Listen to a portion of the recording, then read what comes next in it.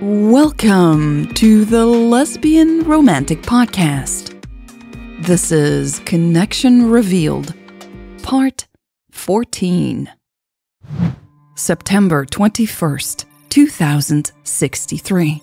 San Francisco, Fire Blue Territory, North American Province, 7:55 a.m. local time.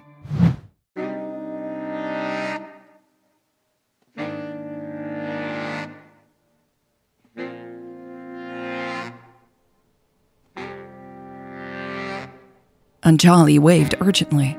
"There's a new message." Louise sat up, rubbing her eyes. "What does it say?" "They're still in the desert.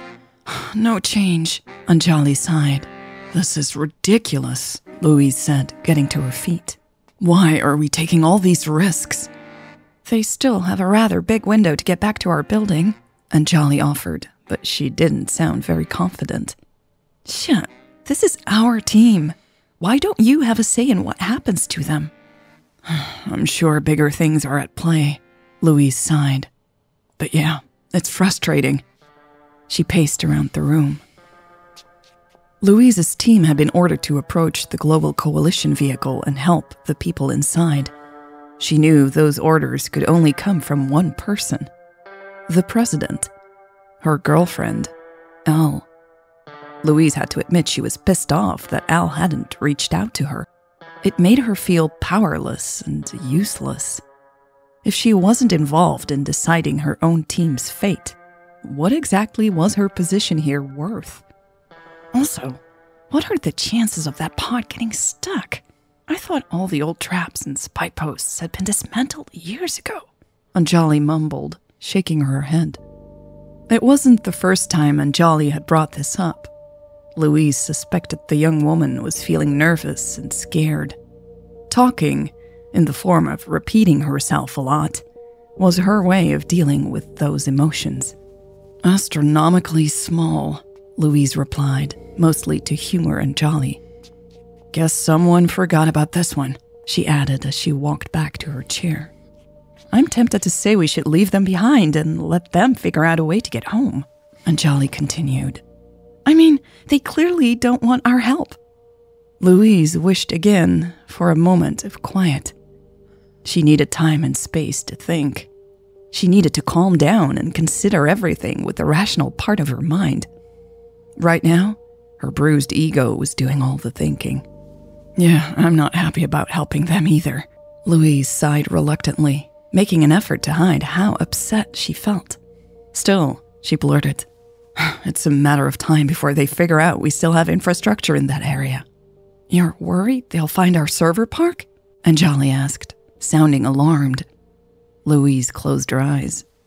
She wished she hadn't mentioned the server park. She was making things worse.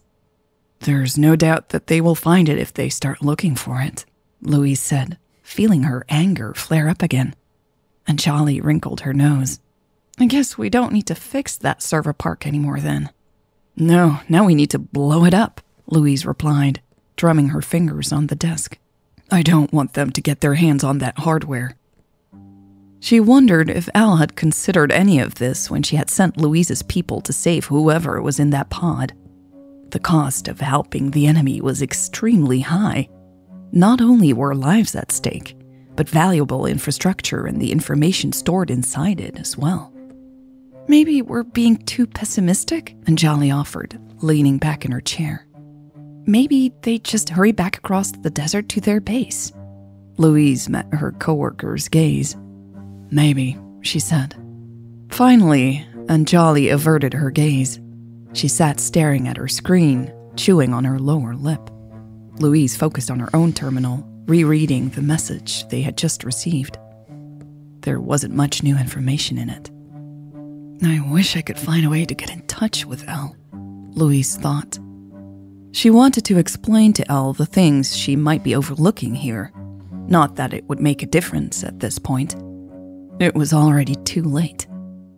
Maybe Louise just wanted Elle to explain what she was doing. Maybe then she could understand Elle's decision. Although, if Louise was being honest with herself, she already did understand. Elle never turned her back on people in need, even when those people were out to destroy everything Elle believed in. She never lowered herself to their level. And the people inside the Global Coalition pod did seem to need help, even if they didn't realize it. The pod had been stationary when the team had spotted it, and it appeared to have broken down. The team had sent a simple message offering help, but had gotten no response. They had maneuvered their cars to get closer, but not too close. Nothing had happened all night. The team had waited nearby for reasons Louise could not understand. But things had gotten weirder from there. Louise's team was finally about to leave the area in the early morning when a storm had gathered quite unexpectedly. It was projected to reach them and the pod in less than 6 hours. That's when the pod had started making odd movements. The team had again followed them, presumably because they had been ordered to. The Global Coalition pod had then made some even odder maneuvers, suddenly speeding up. That's when the idiots had hit an old spy post hidden in the desert. They had somehow managed to get tangled up in the camo nets and were seemingly unable to move in any direction without cutting themselves free first. In the meantime, the team had finally reached out to Louise and Anjali to let them know what was going on. But they had not mentioned who had ordered them to approach the vehicle or to stick around all night. The thing that bothered Louise the most, though, was how she had been excluded from any decision-making from the moment the team had spotted the pod. They directly contacted the secretary, or Elle, and had jumped over her in the chain of command. And Louise had no idea why. Were there special instructions not to involve her in certain situations? How many of these exceptions were there? What exactly was she kept out of the loop on? And who knew about it? It was humiliating to think that her team had received instructions to keep her in the dark on certain matters. How could she be a good leader, respected by her team, when she wasn't trusted by her own girlfriend? Those are my people's lives at risk, Louise thought angrily. And she's making decisions about them from behind the safety of her desk. This isn't right. I would have gone over there if they had contacted me first. She stopped drumming her fingers, surprised at her own harsh thoughts. It must be the lack of sleep, or her severely bruised ego. Whatever it was, she didn't like it, even though she felt, at least in part, justified in having these thoughts and feelings. 4 hours left until the storm arrives, Anjali said, interrupting Louise's rambling thoughts. How long do they have to get out of the storm's path? Louise asked. Any changes there? Latest calculations say 90 minutes if they want to get out of the storm's way in our own territory, Anjali replied after checking some things on her screen. So they have about an hour and a half to convince these Global Coalition idiots to come out of their pod, Louise sighed. Yeah, Anjali agreed. Louise shook her head angrily. Was it ethical to risk the lives of her people if the people they were trying to help refused to listen? The Fire Blue team had literally knocked on the pod's door, warning those inside about the storm. Why do you think they won't trust our people? Anjali asked. Louise snorted. Would you trust anyone from their side? Anjali tilted her head. Yeah, probably not. Thought so, Louise commented. I'm the same. She turned to look at the network status wall out of habit. Everything looked fine. It's insane, isn't it? Anjali said quietly. Louise asked, unsure if her coworker was still addressing her. It's insane that we distrust each other so much that it can cost us our lives, Anjali said. Louise looked at her, surprised. Anjali didn't stop there. I mean, we're so entrenched that we can't imagine the other side doing anything to help. And it's fucking paralyzing. Literally. They're all just standing there in the desert. True, Louise sighed, thinking about what Anjali was saying. It was easy to remember how much she had hated the Fire Blue rebels before she had gotten to know them. She dismissed them as terrorists. At the same time, she had been blind for her own people's fundamentalistic way of thinking and their violent behavior. In the end, she had learned that no group was immune from evil. Every group had people fighting for control and power. This was not a trait exclusive to the rebels or the Global Coalition. There was good and bad everywhere and in everything. Elle had always known this. From the start of her political career, she had refused to resort to the black and white thinking so many others felt most comfortable with. This was what made her a special leader, and electing her was what made the Fire Blue rebels a special people. Louise's chest tightened. She'd lost sight of what made Elle special. She'd openly distrusted Elle and her decisions in front of Anjali. And what for? Because her ego was bruised and wanted someone to blame? If they truly are scientists, though, you'd think they'd know better, Anjali said. I mean, aren't they supposed to be open-minded?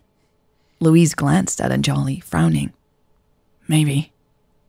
We can't be sure they're telling us the truth. I guess so. Anjali nodded, looking sad. We're really stuck here. We don't trust them, and they won't trust us. In the meantime, our people are running out of energy, supplies, and time. A sinking feeling settled in the pit of Louise's stomach. She assumed Elle would pull the plug on this rescue plan at some point. She had to have the same data as Louise and Anjali had. How far was she willing to go? When would she abandon the pod? When do you think the global army will get there? Anjali asked, interrupting Louise's thoughts again. They must see that storm coming too, Louise sighed. I'm not even sure if they are on their way. They just let them die out there? Anjali asked. Louise thought we were willing to let that happen just minutes ago, you know. But she didn't point this out to Anjali. There was no need to upset the young woman even more. Things are different in the Global Coalition. It's a very calculated cost-benefit culture, Louise tried to explain. She rarely talked about her life in the Global Coalition. Everyone obviously knew about her past, but she didn't like to remind people of it more than she needed to. Anjali's silence was exactly why she usually avoided opening up. So what do we do? Anjali finally asked. Louise took in a deep breath. She felt calmer than before, despite being more acutely aware of the grave situation now. For a moment, she seemed to feel all the hopelessness and weariness of the world. We trust Elle, she croaked, unable to bring herself to call Elle by her formal title right now. It made her feel too far away. She's the one making the calls. Those people inside that pod are lucky to have her. I hope you're right, Anjali replied after a few seconds. I hope so too, Louise thought.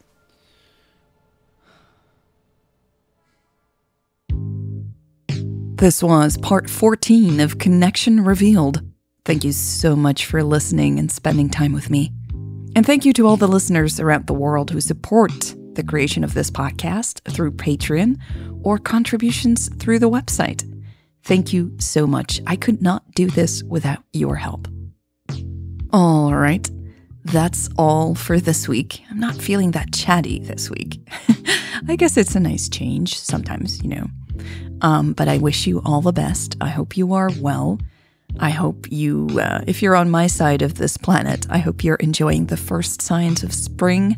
And I will see you soon in the next episode on this podcast feed. Or if you're a patron, on Patreon, of course, you always get early access to the next episode there. And I'd love to talk to you on Discord. Be well, Take good care of yourself, and I'll see you soon.